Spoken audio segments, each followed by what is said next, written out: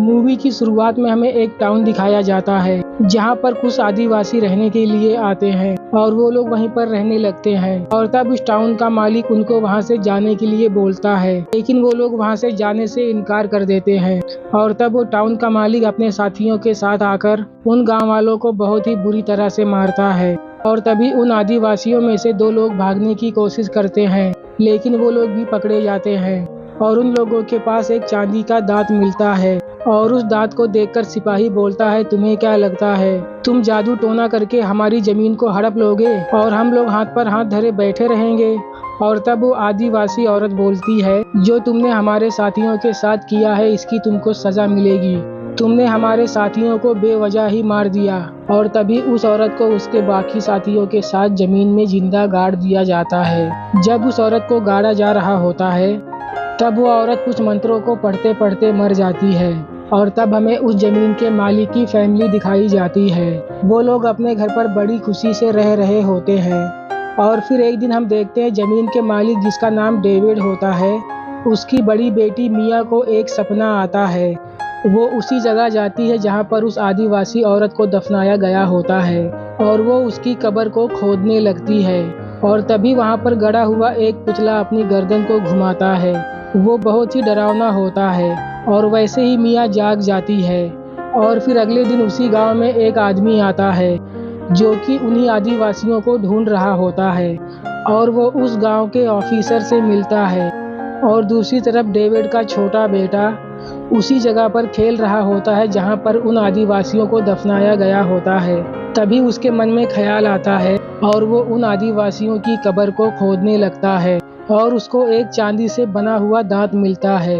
और जैसे ही वो उसको पकड़ता है, उसको वैसे ही उसी बूढ़ी औरत की आत्मा नजर आती है और वो उसी की तरफ आ रही होती है।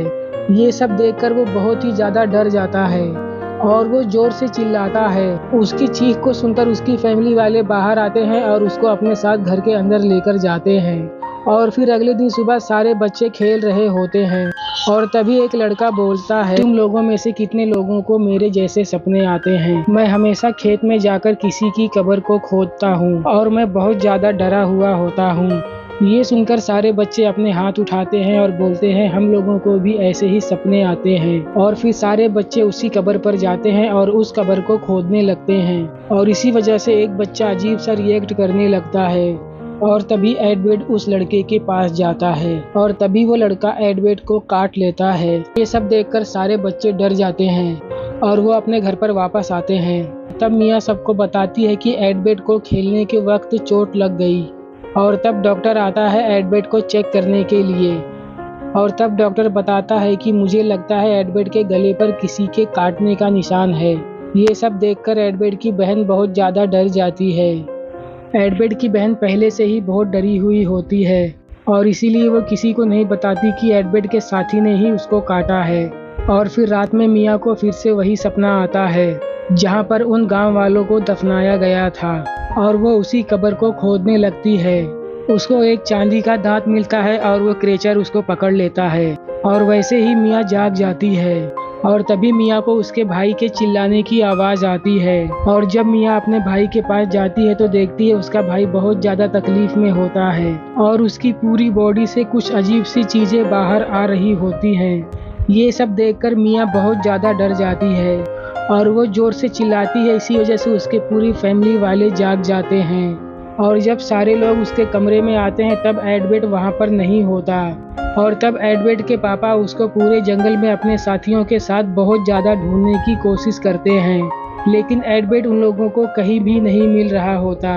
इसी वजह से उसके घर वाले बहुत ज़्यादा परेशान होते हैं। और तब वहाँ के पुलिस ऑफिसर को भी ये बात पता चल जाती है और वो पुलिस वाला टोनी के पास जाकर सारी बात बताता है। और वो टोनी को बोलता है, मुझे लगता है उसके गायब होने में उन आदिवासियों का हाथ है। उन्हीं आदिवासियों की वजह से उनका बेटा गायब हुआ है। और दूसरी तरफ एडवर्ड की बहन एक चर्च में जाती है जहाँ पर वही लड़का मौजूद होता है जिसने एडवर्ड को काटा था। और तब एडवर्ड की बहन उस लड़के से पूछती है कि बताओ मेरा भाई कहाँ पर है। तब वो लड़का बोलता है, मुझे नहीं पता तुम्हारा भाई कहाँ पर है। और जब मैंने तुम्हारे भाई को काटा मुझे कुछ भी नहीं पता था कि मैं क्या कर रहा हूँ। ये बोलकर वो लड़का वहाँ से चला जाता है और वो लड़का जंगल की तरफ से अपने घर पर जा रहा होता है। तभी उसको लगता है कि कोई चीज़ उसकी तरफ आ रही है और वो चीज़ उस लड़के को घायल कर देती है।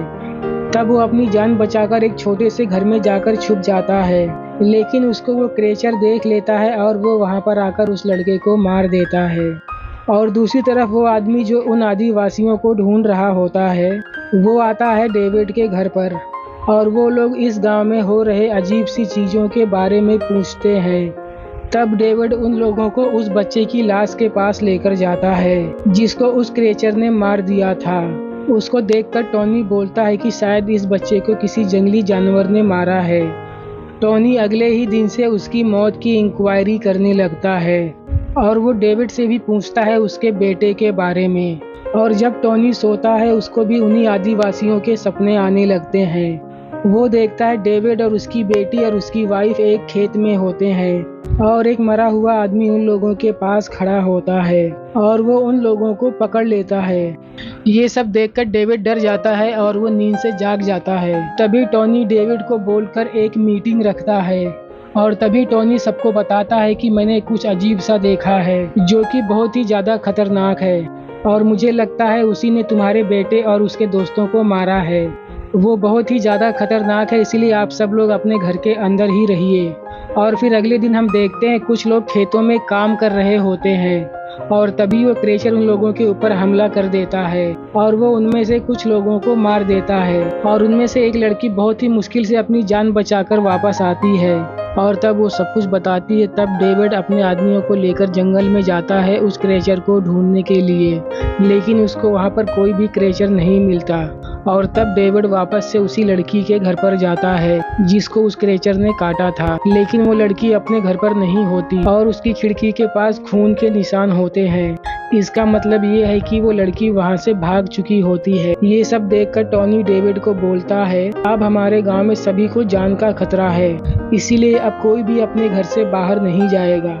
और तब सभी गांव वाले फैसला करते हैं कि हम सभी एक साथ एक चर्च में रहेंगे, इससे हमारी जान सुरक्षित रहेगी। और दूसरी तरफ हम देखते हैं वो लड़की जंगल में बहुत जोर से चिल्लाने लगती है क्योंकि उसके जिस्म से अजीब सी चीजें बाहर निकल रही होती हैं और फिर वो लड़की पानी में कूद जाती है।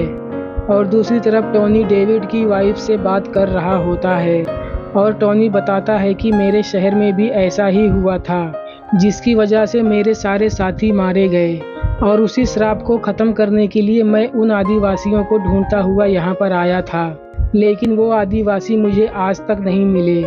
ये सब सुनकर डेविड की वाइफ बहुत ज़्यादा डर जाती है और तभी डेविड आता है और वो बोलता है ये सब सारी बातें मनगढ़ंत होती हैं, ऐसा कुछ भी नहीं होता। वो आदिवासी मेरी ज़मीन पर कब्जा कर रहे थे, इसीलिए हम लोगों ने उनको मारकर वहाँ से भगा दिया। और फिर अगले दिन टोनी वहीं पर जाता है जहाँ पर उस क्रेचर ने उस लड़के को मारा था और वो उस क्रेचर को पकड़ने के लिए जाल बिछाने लगता है और वो वहीं पर उस क्रेचर के आने का इंतजार करने लगता है और इंतजार करते करते वो सो जाता है। और तब टोनी के सपने में वही लड़की आती है और वो अजीब तरह से रिएक्ट कर रही होती है जिसकी वजह से टोनी जाग जाता है और टोनी देखता है कि उसके सामने वही क्रेचर होता है जिसने उस लड़के को मारा था। वो क्रेचर टोनी के ऊपर हमला करने ही वाला होता है, लेकिन टोनी बहुत ही होशियारी से उसको अपने जाल में फंसा लेता है और तब टोनी उस क्रेचर को मार देता है। और तब टोनी उस क्रेचर की लाश को लेकर डेविड के पास जाता है। डेविड उस क्रेचर की लाश को देखकर बहुत ही हैरान हो जाता है और जब टोनी उस क्रेचर के पेट को काटता है उसके पेट से वही लड़की बाहर निकलती है और वो अपने होश में नहीं रहती और वो बहुत ही ज़्यादा खतरनाक होती है। ये देखकर डेविड का साथी उस लड़की को गोली मार देता है। ये सब देखकर टोनी हैरान हो जाता है और वो डेविड से पूछता है बताओ मुझे, तुमने उन आदिवासियों को अपनी ज़मीन से भगा दिया या फिर उनको जान से मार दिया? और तब डेविड बोलता है मुझसे बहुत बड़ी गलती हो गई, मैंने उनको कई बार वहाँ से जाने के लिए बोला लेकिन वो जाने के लिए तैयार ही नहीं थे, इसीलिए मैंने सारे आदिवासियों को जान से मार दिया। ये सुनकर टोनी को बहुत ज़्यादा गुस्सा आता है और वो बोलता है अब तुम्हारी वजह से पूरे गांव वालों को भुगतना पड़ेगा। एक एक करके सारे गांव वाले बहुत ही बुरी तरह से मारे जाएंगे। और मुझे लगता है तुम्हारा बेटा भी इसी तरह से कोई क्रिएचर बन चुका होगा। अब वो हमें नहीं मिलेगा। ये सुनकर डेविड को बहुत ज़्यादा गुस्सा आता है और वो बोलता है मैं सारे क्रिएचर को एक एक करके ढूंढकर मार दूंगा। और तब वो जंगल में जाता है उन क्रिएचर को ढूंढकर मारने के लिए। और दूसरी तरफ टॉनी डेविड के घर पर आता है और वो डेविड की वाइफ और उसकी बेटी से पूछता है। डेविड पूछता है जब तुम उन आदिवासियों की कब्र के पास गए थे तो बताओ मुझे तुम्हारे साथ क्या हुआ था।